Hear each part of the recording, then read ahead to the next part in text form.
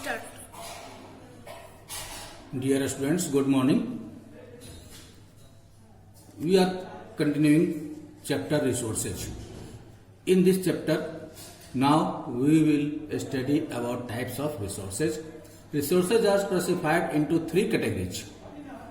First is natural resources, second is human-made resources, and third is human resources. Now, we will describe about natural resources.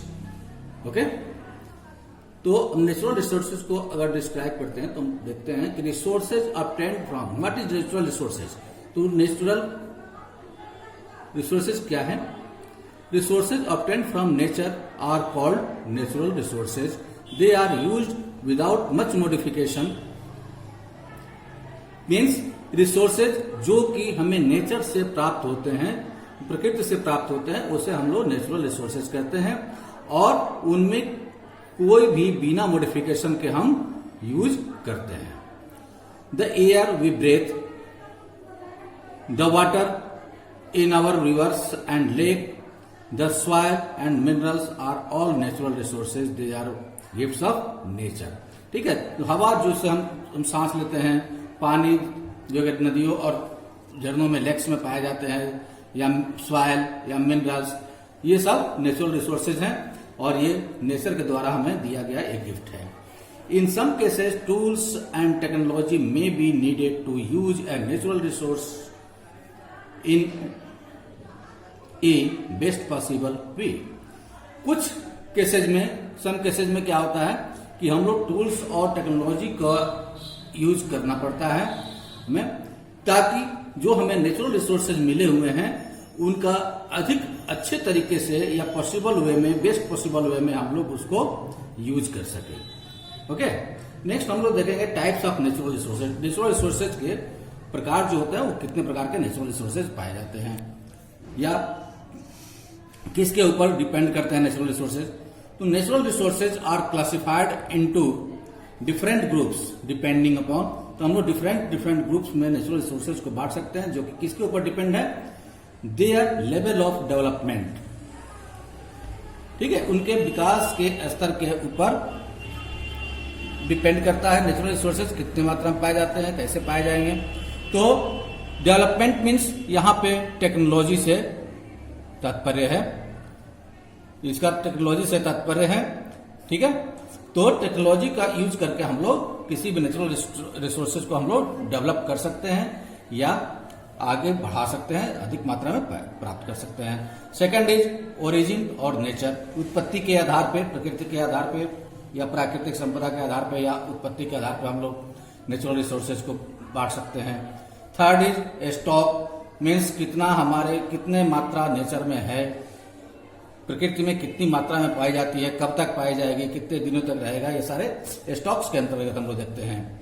Fourth is distribution, कि जो भी resources है उसका distribution पूरे world में कहां कहां कैसे कैसे है।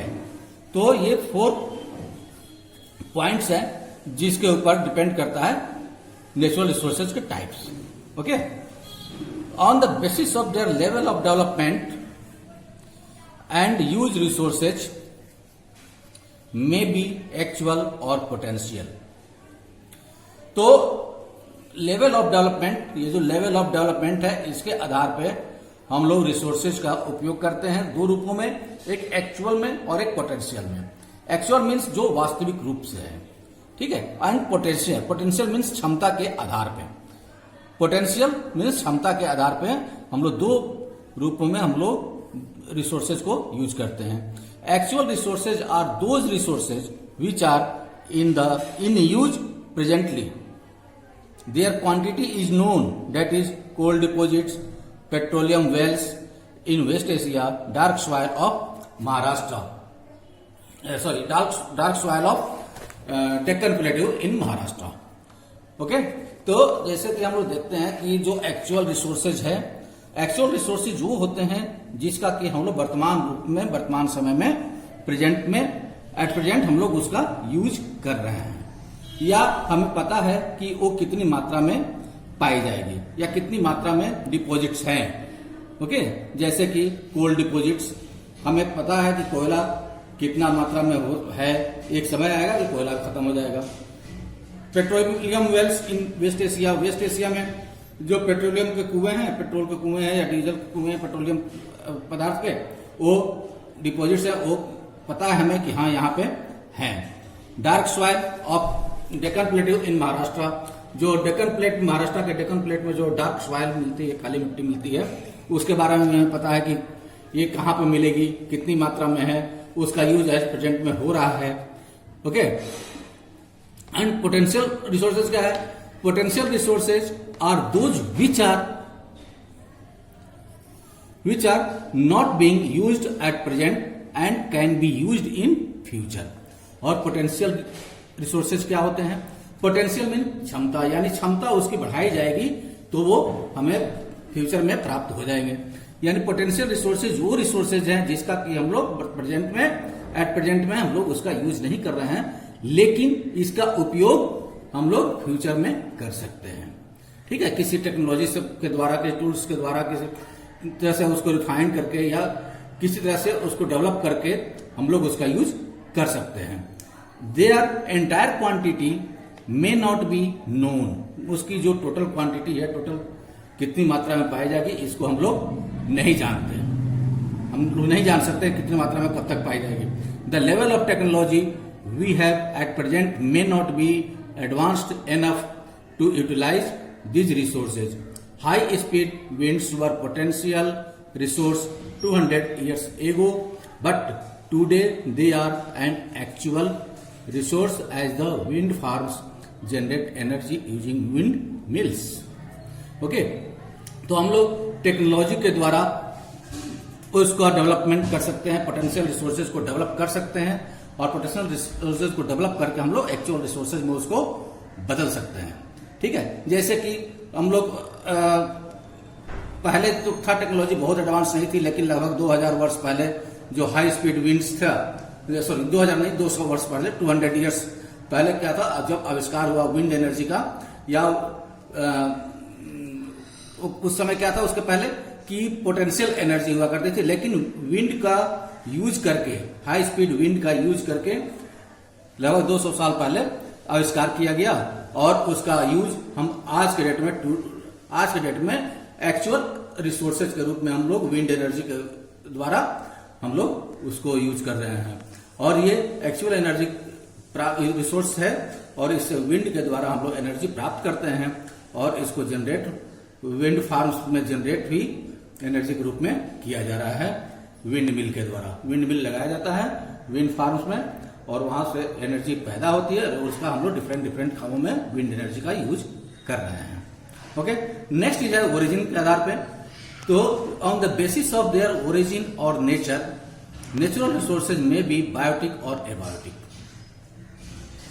Biotic, bio means living, abiotic, a bio means non living. Okay, तो उसका ओरिजिन या नेचर के आधार पर नेचुरल रिसोर्सेज को हम लोग दो भागों में बांट सकते हैं, बायोटिक और एबायोटिक, यानी जैविक और अजैविक। हिंदी में जैविक और अजैविक बोलते हैं इसको। Okay, the biotic resources are living things such as plants and animals. ठीक है, जो बायोटिक रिसोर्सेज होते हैं वो क्या होते हैं? लिविंग थिंग्स होते हैं। Okay, while the abiotic resources are non living things. Okay, लेकिन जो एबायोटिक रिसोर्सेज होते हैं, एबायोटिक रिसोर्सेज जो होते हैं वो नॉन लिविंग थिंग्स होते हैं। ठीक है, निर्जीव पदार्थ होते हैं, निर्जीव चीज होते हैं, such as water, air, solar energy, soil and minerals, ये सारे एबायोटिक रिसोर्सेज हैं। ठीक है, उसके बाद नेक्स्ट आता है हमारा स्टॉक का। तो depending on their stock, natural resources में भी रिन्यूएबल और नॉन रिन्यूएबल।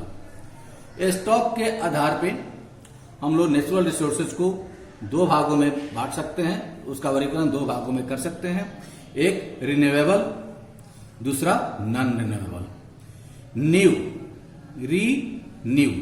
न्यू मीन्स नया, री मीन्स दोबारा।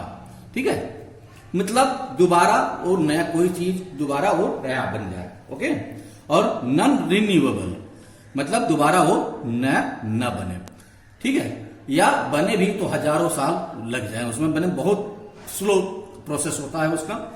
तो दो भागों में हम लोग इसका वर्गीकरण कर सकते हैं नेचुरल रिसोर्सेज को। ओके, तो renewable resources are those which are present in unlimited quantities और are constantly being generated by natural process और can be generated by us.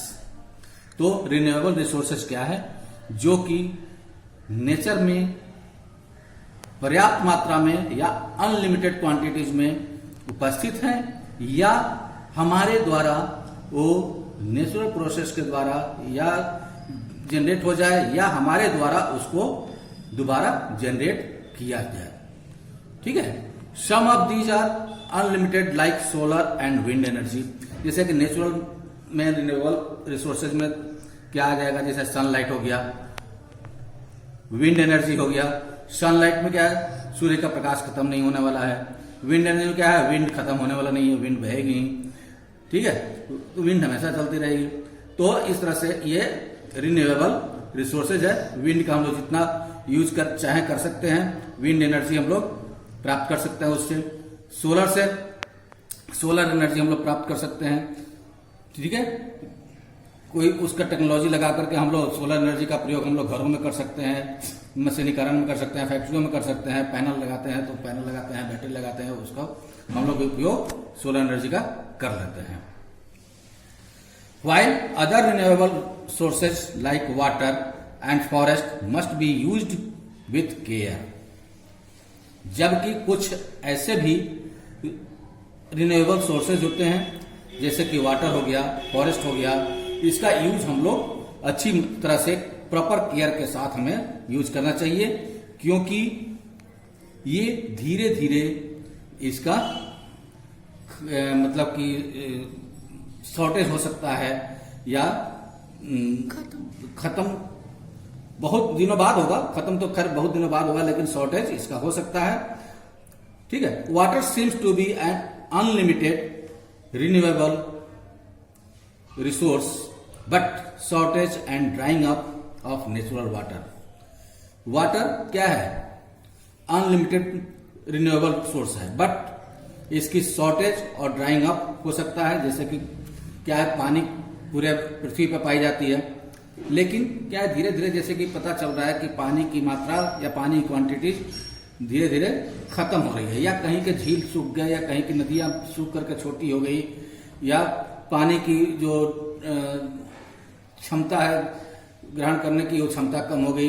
तो इस तरह से धीरे धीरे इसको ड्राइंग अप की तरफ भी बढ़ सकता है या शॉर्टेज की तरफ भी बढ़ सकता है पानी। इसलिए हमको हमें ये पानी का या वाटर का हमें प्रॉपर केयर के साथ यूज करना चाहिए। Okay,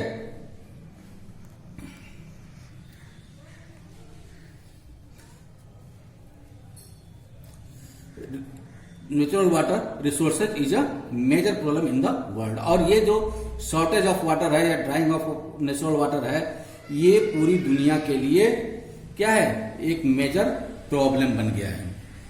While non-renewable resources are those which have a limited stock, once exhausted, it may take thousands of years to be renewed. That is coal, petroleum, and natural gas. Okay? और जबकि ये non renewable resources क्या होते हैं कि इनकी मात्रा या इनका स्टॉक लिमिटेड है।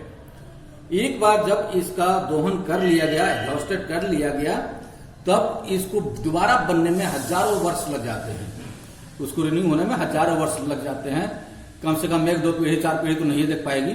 इसलिए इसको हम लोग नॉन रिन्यूएबल रिसोर्सेज में रखते हैं। जैसे कि कोल हो गया, कोल खत्म हो गया, अगर कोल का भंडार खत्म हो गया तो कोल को बनने में हजारों वर्ष लग जाते हैं, लाखों वर्ष लग जाते हैं।